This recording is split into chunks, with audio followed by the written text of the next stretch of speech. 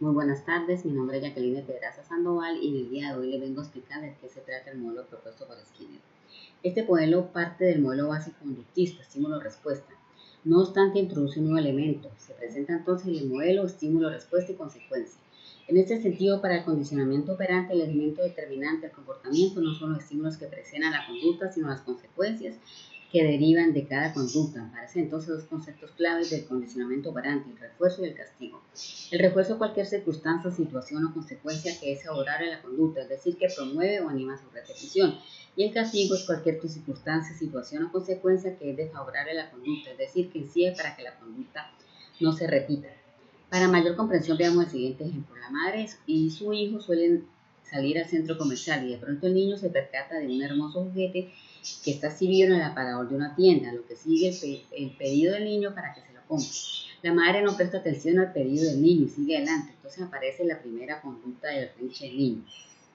Es entonces donde dicha conducta entra a estar sujeta a la consecuencia. Si la consecuencia del berrinche es que esta madre decide comprar el juguete y terminar con la consecuencia que le genera el berrinche, en el futuro es muy probable que el niño presente nuevamente un berrinche cada vez que quiera obtener algo. Pero por si al contrario, la madre resiste la vergüenza del berrinche y se niega a comprar el juguete, pero además regaña drásticamente al muchacho, en el futuro es poco probable que la conducta de berrinche se repita en el niño. En el primer caso, el juguete se convierte en el refuerzo que hace que la conducta de berrinche se repita. Y en el segundo caso, el regaño drástico se convierte en el castigo que hace que la conducta de berrinche no se repita. Tanto el refuerzo como el castigo pueden ser negativos o positivos. Positivo en el sentido de que produzcan un elemento o situación para que actúen como refuerzo o como castigo. Y negativo en el sentido de que se retira algún elemento para que ello actuara como refuerzo o como castigo. Para comprender mejor el refuerzo positivo y negativo es bueno partir de una conducta adaptativa que se quiere promover y aumentar. Por lo menos el de cumplir con las tareas del colegio, un aumento en la mesada, una felicitación, una ida al cine, una mención honorífica, son refuerzos positivos. Son positivos porque son cosas que introduzco y son refuerzos porque van a aumentar la posibilidad de que la conducta aumente. Exonerar al estudiante de sus quehaceres domésticos, un refuerzo negativo. Es negativo porque yo estoy retirando una cosa y es refuerzo porque también se busca aumentar la conducta de realizar las tareas escolares. Ahora, para comprender mejor el castigo positivo y negativo, es bueno partir de una conducta problemática o desadaptativa que se quiere suprimir. Por ejemplo, el de decir groserías, un regaño, una tarea doméstica que se le asigna son castigos positivos. Castigos porque la idea es suprimir la conducta de decir groserías y es positivo porque son elementos que introduzco. Suspender el celular, retirar la mesada, quitarle la televisión o suspender las salidas al parque son castigos negativos. Son castigos porque la idea es suprimir las groserías y negativos porque estoy retirando cosas. La terapia se basa en el principio de que las malas conductas, sea cual sea su origen, se adquieren como resultado de un aprendizaje. En este sentido, vale reiterar que el sentido de la intervención conductista es la predicción y el control de comportamiento, lo que se resume en la posibilidad de enfrentar y suprimir conductas inadecuadas o desadaptativas o de promover conductas deseadas y adaptativas que puedan convertirse en hábitos saludables. La práctica fácilmente se puede identificar en la actuación conductista, implementando ampliamente en entornos educativos, organizacionales, familiares o sociales, los memorandos, los planes intensivos, los reconocimientos públicos, que se practican en casi todas las organizaciones públicas o privadas, son en esencia aplicación del conductismo. Las caritas tristes, las caritas felices que otorgan a los niños en las instituciones de educación inicial es otra prueba y aplicación del conductismo. Ahora hablaremos de la discriminación. La discriminación es responder de una manera distinta ante situaciones distintas, es decir, diferenciar entre un estímulo o evento ambiental. Y la generalización significa responder del mismo modo a dos estímulos distintos debido a su similitud. Ahora hablaremos del reforzamiento negativo. El reforzamiento negativo hace referencia al aumento de la probabilidad de que se repita una conducta al retirar un estímulo aversivo inmediatamente después de que se ha realizado la conducta. Y el reforzamiento positivo, hablamos de reforzamiento positivo cuando una conducta se incrementa ante la realización de un estímulo agradable o gratificante como consecuencia de la realización de la misma. Para comprender mejor el refuerzo positivo y negativo es bueno partir de una conducta adaptativa que se quiere promover. Por ejemplo, aumentar el de cumplir con las tareas del colegio, un aumento en la mesada, una felicitación, una ida al cine, una mención honorífica. Son refuerzos positivos porque son cosas que introduzco y son refuerzos porque van a aumentar la posibilidad de la conducta aumente.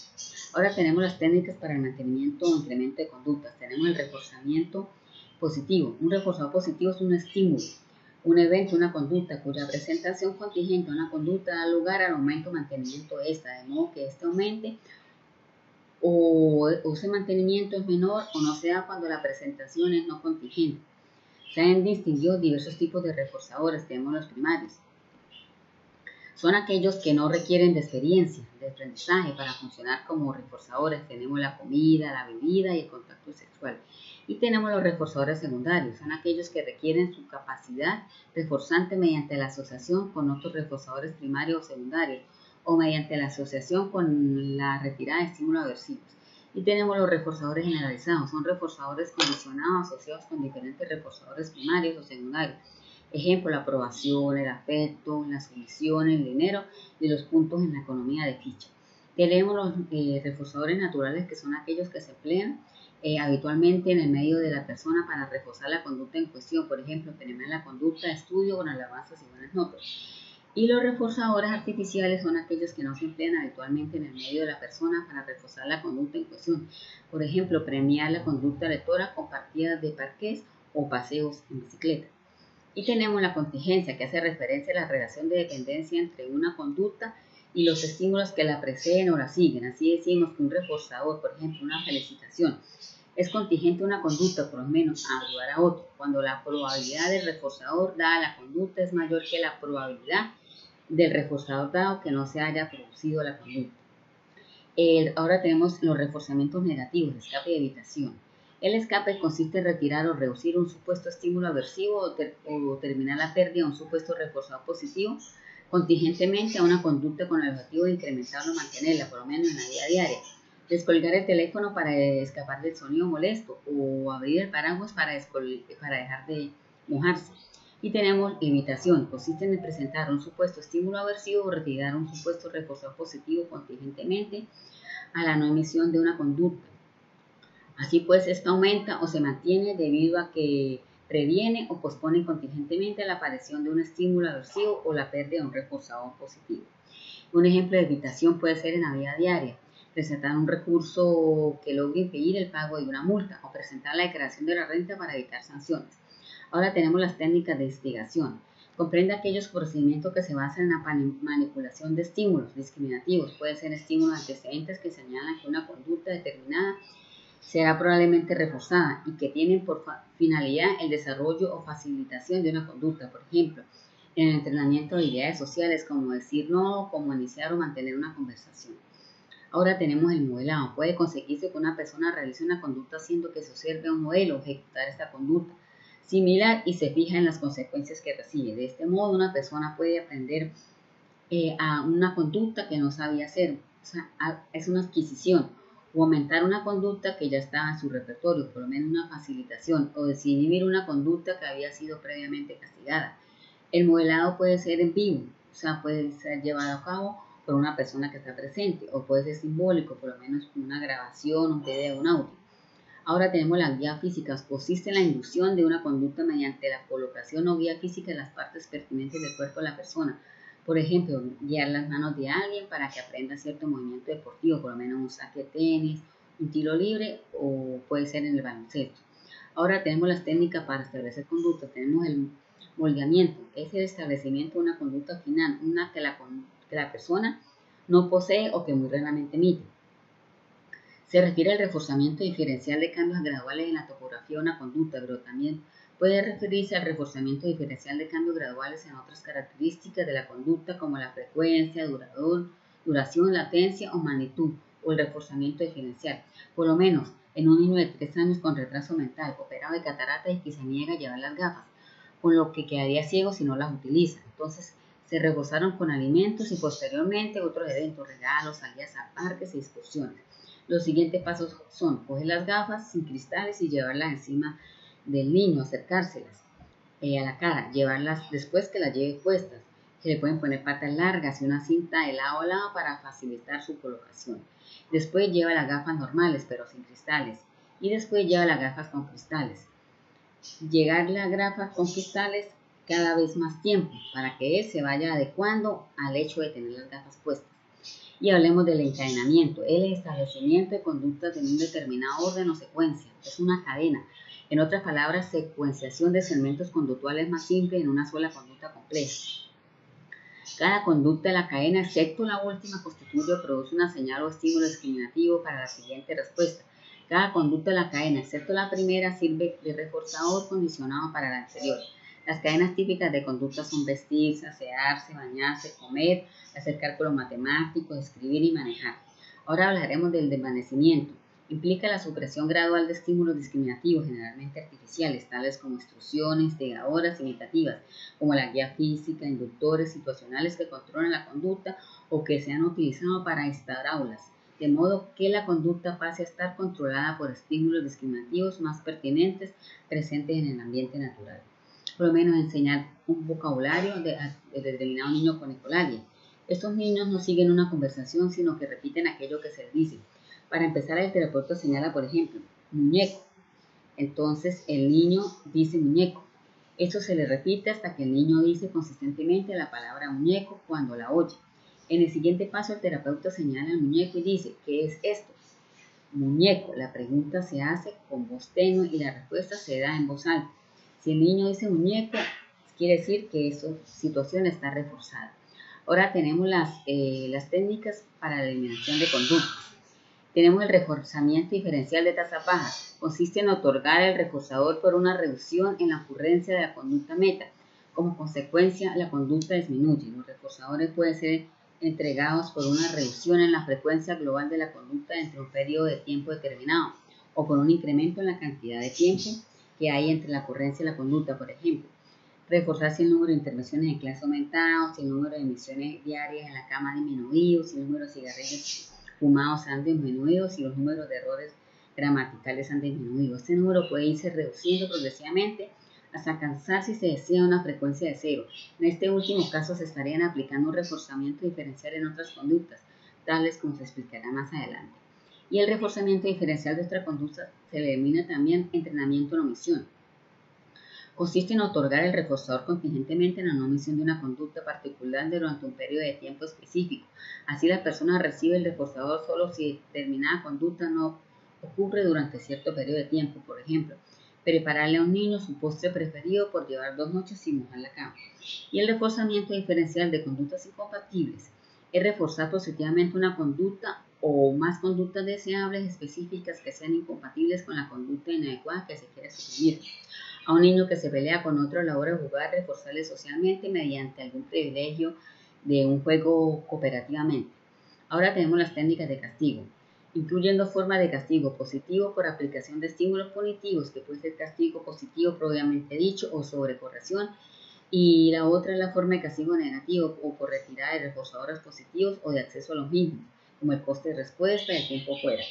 Un ejemplo puede ser si a un niño que le pega a su hermano puede tener que hacer cierta tarea doméstica que no le guste, es un castigo positivo. Puede tener que curar a su hermano con cuidado y pedirle disculpas a ella y a sus padres y practicar repetidamente una conducta más adecuada a la situación.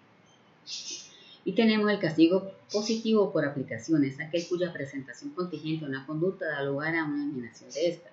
Por lo menos mandar a dar 5 vueltas al patio por insultar a un compañero en clase o fregar los platos por llegar tarde a la cena. Y la sobrecorrección es un tipo de procedimiento de castigo en el cual la persona debe realizar cierta conducta adecuada que están directamente relacionadas con la conducta indeseable y a la cual debe seguir contingentemente. La sobrecorrección restituida se aplica a la conducta que tiene un efecto perturbador o destructor sobre el ambiente, tales como arrojar objetos al piso, ensuciar las paredes o atacar a los demás. Tenemos el coste de respuestas. Consiste en retirar un supuesto reforzador positivo contingentemente a una conducta con el objetivo de reducirlo o eliminarlo. Se puede retirar tiempo de la televisión, tiempo de recreo o de juego, tiempo antes de irse a dormir o de irse a la cama y retirar las salidas de casa o retirar el dinero. Y tiempo fuera del reforzamiento positivo se define como la eliminación del acceso a los reforzadores positivos durante un cierto periodo de tiempo y de modo contingentemente la ocurrencia de cierto comportamiento. En otras palabras, se elimina la oportunidad de recibir reforzamientos positivos durante un periodo específico contingentemente al realizar determinada conducta. Existen varias formas de llevar a cabo el tiempo fuera. Tenemos el tiempo fuera mediante el aislamiento. Una persona aislada en una determinada área, por ejemplo, una habitación vacía, aburrida, en una banca, en el pasillo, por haber realizado cierta conducta como pegar, gritar, romper cosas, responder de manera insolente. Y tenemos el tiempo fuera de exclusión. La persona no es cambiada de lugar, pero no puede ver lo que sucede. Por ejemplo, puede mantener la cabeza agachada durante un periodo de tiempo. Un niño puede ponerse la cara contra la pared en la casa. Y el tiempo fuera es sin exclusión. La persona no es cambiada de lugar y puede observar cómo los demás tienen acceso al reforzamiento, pero él no puede participar. Por ejemplo, sería poner a un niño solo en una mesa al final de la clase. Las aplicaciones se han utilizado con éxito como parte del tratamiento de conductas antisociales, en las peleas o daños a las propiedades, ataques verbales y físicos. Y ahora tenemos la extinción. La persona emite una conducta previamente reforzada, pero dejan de presentarse los reforzadores contingentes a la misma. Como consecuencia, la conducta disminuye o desaparece. Tenemos el ejemplos de estas: dejar de dar dulce a los niños que los pide gritando, lloriqueando, dejar de prestar atención al niño que hace como payaso. Y tenemos la saciedad de estímulos, consiste en proporcionar frecuencia y repetidamente un reforzador positivo hasta que se reduce y elimina el atractivo eficaz de este. Como resultado, la conducta mantenida por tal reforzador disminuye y desaparece. Y tenemos la potenciación o debilitamiento de conductas. El tema del contrato de contingencia es un acuerdo generalmente escrito entre dos o más personas que específicamente aclara las relaciones entre determinados, el hacer o no hacer algo y determinadas consecuencias, de modo que los términos del contrato han sido negociados entre las partes que lo establecen. La aplicación de los contratos han sido aplicados en una diversidad de problemas como parte de un tratamiento más amplio. Entre estos problemas se encuentran el abuso de alcohol, de tabaco, de droga, problemas de pareja, problemas de manejo de los hijos, problemas de estudio. Tenemos la economía de fichas. Consiste básicamente en entregar fichas, puntos, vales, marcas, estrellas, contingentemente, realizar o no realizar determinada conducta, de modo que las fichas puedan ser cambiadas por una variedad de bienes, actividades o privilegios. Tenemos entrenamiento en discriminación de estímulos. Incluye diversos procedimientos mediante los cuales la persona aprende a responder de modo distinto en presencia de estímulos antecedentes diferentes pueden ser estímulos discriminativos. Por ejemplo, en una reunión de amigos se hace cosas como reír, contar chistes, hablar en voz alta, que no se hace en un entierro. Se le pide un favor a un compañero cuando está de buen humor y no cuando está enfadado. Tenemos los programas de reforzamiento. Son las reglas que deciden cómo fomentar, incrementar y mantener una conducta en función de la aplicación de los reforzadores una vez emitida la conducta. Dicho de otra manera, se habla de un programa de reforzamiento porque se refiere a una estrategia organizada y rigurosa para administrar premios, que son los refuerzos, de tal manera que se logre el objetivo de promover una determinada conducta. Puede reestructurarse programas de reforzamiento continuo y programas de reforzamiento intermitente. Un programa de reforzamiento continuo es aquel en el que se presenta el refuerzo premio inmediatamente después de que ocurra la conducta deseada. Si la conducta deseada es el cepillado de los dientes, en un niño que debe hacer el refuerzo previsto siempre que el niño se cepille los dientes. Y las técnicas para la eliminación: tenemos el reforzamiento diferencial de otras conductas. Se refiere a la estrategia de buscar que una conducta problemática desaparezca como consecuencia del reforzador y promover otras conductas que sean deseables. Se pueden reforzar conductas adecuadas que sean incompatibles con la conducta problemática, como en el deportista que recibe premios por alcanzar un mayor rendimiento, con lo cual se suprime una conducta problemática de consumo de bebidas alcohólicas, puesto que las bebidas alcohólicas son incompatibles con el rendimiento físico. Tenemos las técnicas de extinción. Se refiere al análisis de una conducta problemática para identificar los reforzadores que la estén promoviendo. Al identificar estos reforzadores, se trabaja en su eliminación bajo la premisa que al desaparecer los reforzadores se reducirá la conducta al punto de extinguirse. Muchos niños pequeños suelen decir groserías porque se les exalta y se les hace fiesta cuando lo hacen, de manera que es factible extinguir la conducta que se logre con el refuerzo. Y tenemos las técnicas para la adquisición de nuevas conductas. Tenemos el modelamiento. Es un proceso paulatino de reforzamiento de conductas menores que de a poco llegan hasta una meta final. El modelamiento se utiliza para instaurar conductas simples y conductas complejas. Ejemplo, cuando se quiere instaurar en el escolar buenos hábitos de estudio desde que inicia su proceso escolar.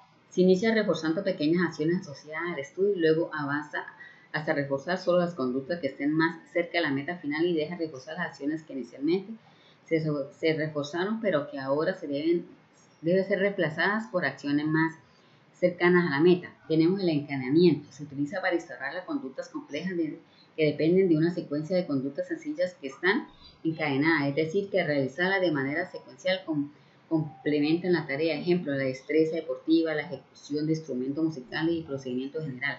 La clave para que este encadenamiento mediante el entrenamiento sea exitoso es que haya una correcta comprensión de los eslabones que comprenden la cadena. Hecho esto, dependiendo de la conducta instaurada, se puede avanzar en el proceso de encadenamiento hacia adelante o hacia atrás. Esto depende de la conducta.